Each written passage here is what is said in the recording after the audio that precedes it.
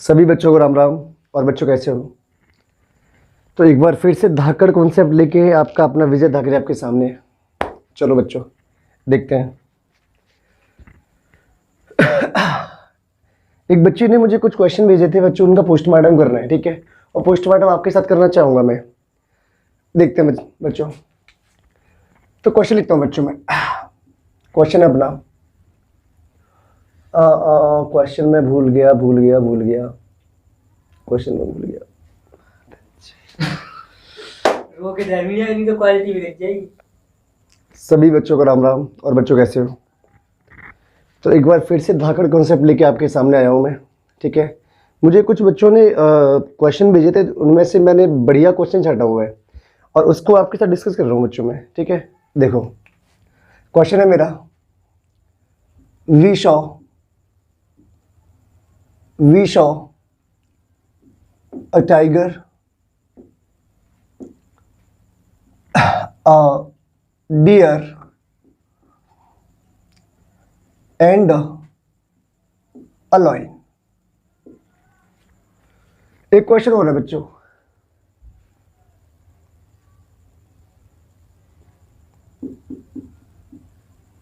we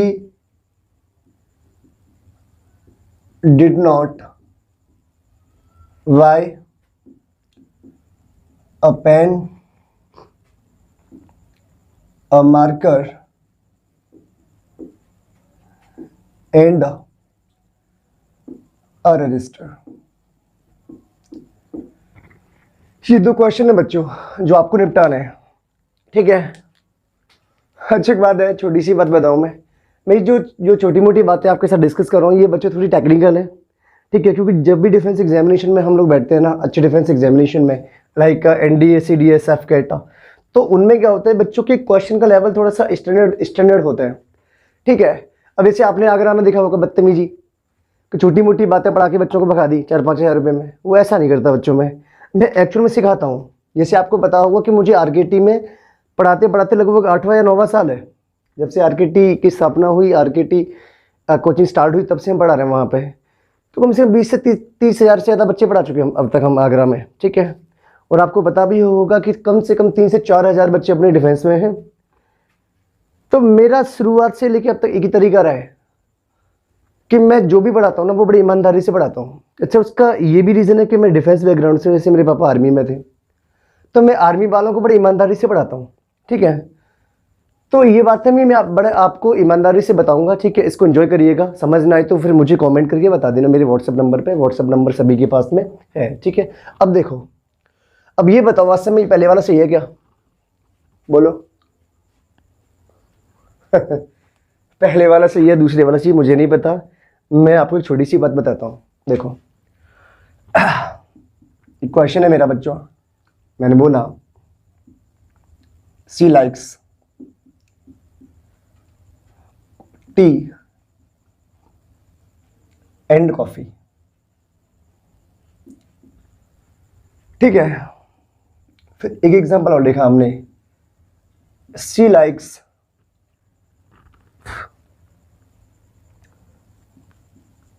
T और coffee. अगर आप मेरी बात समझ पा रहे हो ना बच्चों, तो यहां पर मैंने बोला कि सी लाइक्स टी एंड कॉफी। इसका मतलब ये कि जो एंड है ना, ये समान चीजों को जोड़ता है बच्चों, ये हमेशा चीजों को कनेक्ट करता है, कॉम्बिनेशन बनाते हैं। तो शायद आपको ना पता हो, इसका हिंदी में यहाँ पे ये कि दोनों को पसंद करता है। इसका हिंदी में बोथ होता है, ठीक है? जब भी कभी एंड दो चीजों को कनेक्ट करेगा तो इसका हिंदी में क्या होता है बच्चों? बोथ। अब अगर मैं इसकी बात करूं, सी लाइक्स टी और कॉफी, तो इसका मतलब ये कि ये और जो है ये कनेक्ट करेगा लेकिन ऑप्शन को दिखाएगा, ठीक है? किसको दिखाएगा बच्चों? ऑप्शन को। और अगर ये ऑप्शन को दिखाएगा तो इसका मतलब होता है इधर। अब सबसे पहला कंफ्यूजन बच्चे का ये होता है, सर बोथ का हिंदी मीन हमें समझ नहीं आया, इधर हमें समझ नहीं आया। आई एम सॉरी, आइदर बोलते हैं आप लोग, ठीक है? तो ये बात मैं आपको यहाँ बता देता हूँ। जैसे अगर मैं आइदर का जिक्र करूँ बच्चों, तो आइदर का हिंदी मीन होता है दो में से कोई एक, ठीक है? अच्छा, अगर मैं नीदर का जिक्र करूं, नीदर का हिंदी मीन होता है बच्चों दो में से कोई नहीं, ना ये बंदा ना ये बंदा, ठीक है? अगर बोथ का जिक्र करूं तो बोथ का मतलब होता है बच्चों दो में से दोनों। ठीक है। अच्छा, जैसे दो में से एक के लिए इधर आता है, ऐसे ही अगर मैं बात करूं तो एनी या एनी अदर होता है, जिसका मतलब होता है दो से ज्यादा में से एक। अच्छा, इसका नेगेटिव फॉर्म होता है नन। नन का मतलब क्या होता है बच्चों? दो से ज्यादा में से कोई भी नहीं, ना ये बंदा ना ये बंदा ना ये बंदा।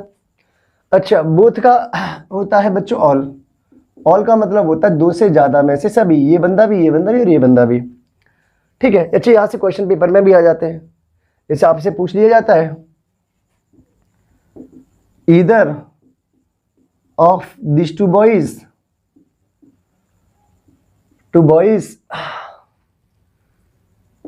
Is happy. ठीक है। अच्छा, 3 कर देते हैं यहाँ पर 3। जैसे मैंने बोला ईदर ऑफ द 3 बॉयज, तो जब भी दो से ज्यादा का जिक्र हो ना बच्चों, तो वहां पे इधर नहीं आता, वहां पे एनी या एनी वन में से लगा लो, तो यहाँ पे हमने एनी लगा दिया। ठीक है, ऐसे ही पेपर में आ जाता है। तो मैंने आपको यहाँ पे बताया कि अगर इधर का जिक्र हो, इसका मतलब है दो में से कोई एक, और नीदर का मतलब होता है दो में से कोई भी नहीं। ठीक है, एनी या एनी वन का मतलब होता है दो से ज्यादा में से एक, और नन का मतलब होता है दो से ज्यादा में से कोई नहीं। ये छोटी मोटी बातें आपको पहले से आनी चाहिए। देखो, जो टेक्निकल चीजें मैं बताता हूँ उसका मतलब ये कि आपको छोटी मोटी बातें आनी चाहिए पहले से, अगर नहीं आती तो समस्या हो सकती है। ठीक है, क्योंकि चीजें थोड़ी सी टेक्निकल है। अगर मेरी बात समझ आ रही हो तो फिर हम लोग वापस आते हैं। चलो, इसका एक्चुअल में जो हिंदी मीन है ना बच्चों, इसका हिंदी मीन है she likes both tea and coffee. ये इसका एक्चुअली हिंदी मीन है। यार इस बात को आप ऐसे लिखो या ऐसे लिखो, दोनों का हिंदी मीन सेम है बच्चों। ठीक है। अच्छा, मैं पहले भी इससे पहले वाले वीडियोस में भी बता चुका हूं कि चीजों को लिखने के तरीके हमारे पास में काफी होते हैं। ठीक है, क्योंकि ये एक भाषा है और भाषा को बोलने के तरीके, एक्सप्रेस करने के तरीके अपने काफी सारे होते हैं। ठीक है, ये बात हमें सीखनी समझनी पड़ेगी। अच्छा, इसका हिंदी मीन क्या होता है बच्चों? इसका हिंदी मीन होता है सी लाइक्स ईदर टी और कॉफी। ठीक है, और पता है समस्या कहां पे होती है? मैंने इन दोनों को नेगेटिव फॉर्म में लिखा। जैसे मैंने इसको लिखा C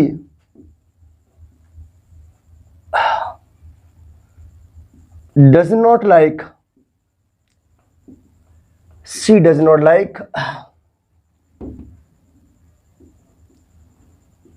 T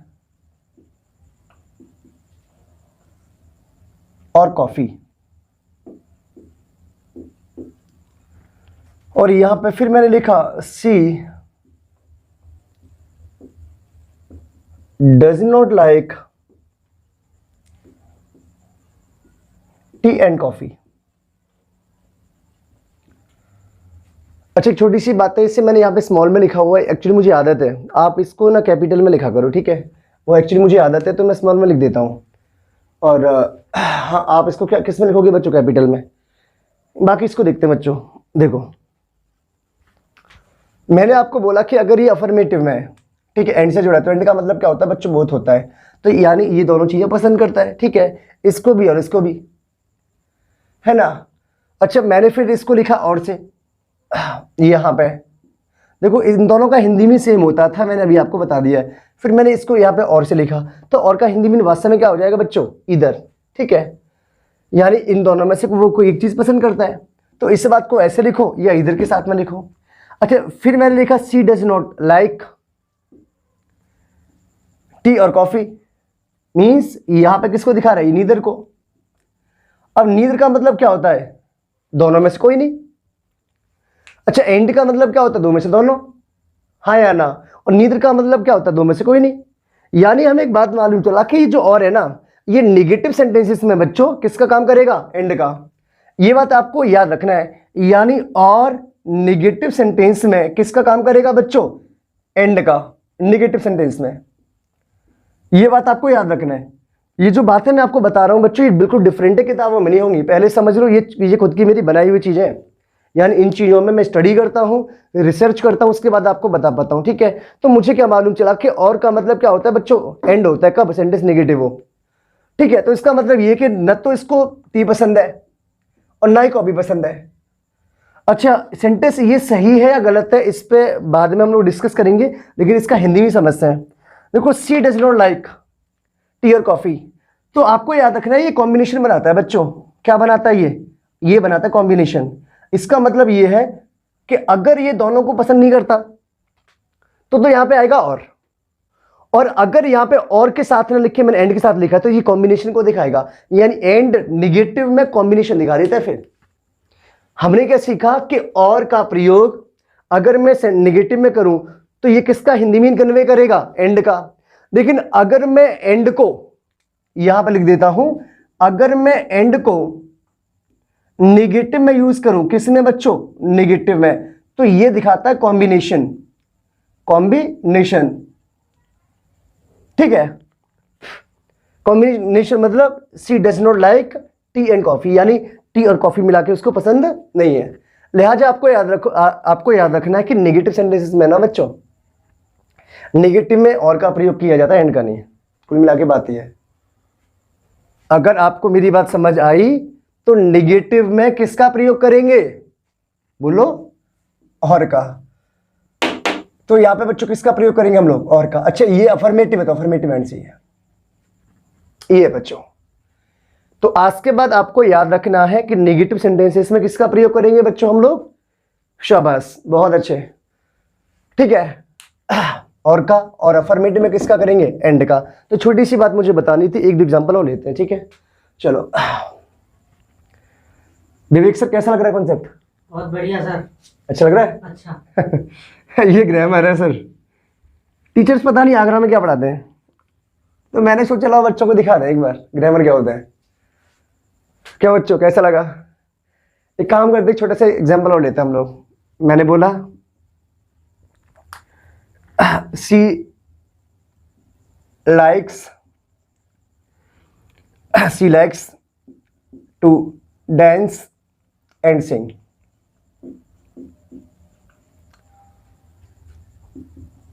C does not like